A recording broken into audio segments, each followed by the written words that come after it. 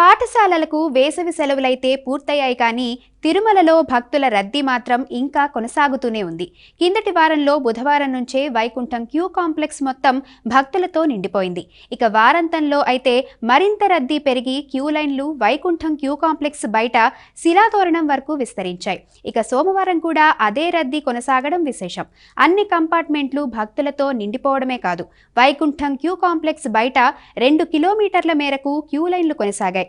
టోకెన్లు లేని భక్తులకు సర్వదర్శనానికి 24 గంటల సమయం, ప్రత్యేక ప్రవేశ దర్శనానికి 6 గంటలు, సర్వదర్శనం టోకెన్ పొందిన భక్తులకు 8 గంటల సమయం పడుతుందని తిరుమల తిరుపతి దేవస్థానం అధికారులు ప్రకటించారు.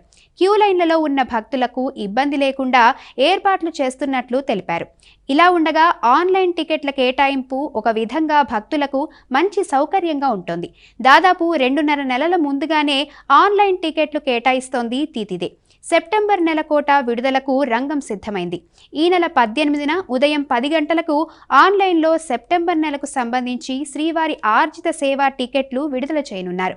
ఈ నెల 20న ఉదయం 10 గంటల వరకు ఈ సేవా టికెట్లు ఎలక్ట్రానిక్ డిప్ కోసం పేరు నమోదు చేసుకునేందుకు భక్తులకు అవకాశం ఉంది. ఈ నెల 20 నుంచి 22వ తేదీ మధ్యాహ్నం 12 గంటల వరకు నగదు చెల్లింపునకు భక్తులకు వెసులుబాటు కల్పిస్తోంది టీటీడీ. ఈ నెల 22న ఉదయం 10 గంటలకు ఆన్లైన్లో సెప్టెంబర్ నెలకు సంబంధించి కళ్యాణోత్సవం, ఊంజల సేవ, ఆర్జిత బ్రహ్మోత్సవం, సహస్రదీపాలంకర సేవ టికెట్లు, మధ్యాహ్నం 3 గంటలకు వర్చువల్ సేవలు, వాటి దర్శన స్లాట్లకు సంబంధించి టికెట్ల కోటా విడుదల చేయనున్నారు. ఈ నెల 23న ఉదయం 10 గంటలకు అంగప్రదక్షిణ టోకెన్ల కోట, ఉదయం 11 గంటలకు శ్రీవాణి ట్రస్ట్ దర్శన టికెట్ల కోట, మధ్యాహ్నం 3 గంటలకు వయోవృద్ధులు, దివ్యాంగులు, దీర్ఘకాలిక వ్యాధులున్న వారికి ప్రత్యేక దర్శన టోకెన్లు, 24న ఉదయం 10 గంటలకు ప్రత్యేక ప్రవేశ దర్శన టికెట్ల కోట, మధ్యాహ్నం 3 గంటలకు తిరుమల తిరుపతిలో వసతి గదుల కోట విడుదల చేసేందుకు ఏర్పాటు చేస్తోంది తిరుమల తిరుపతి దేవస్థానం.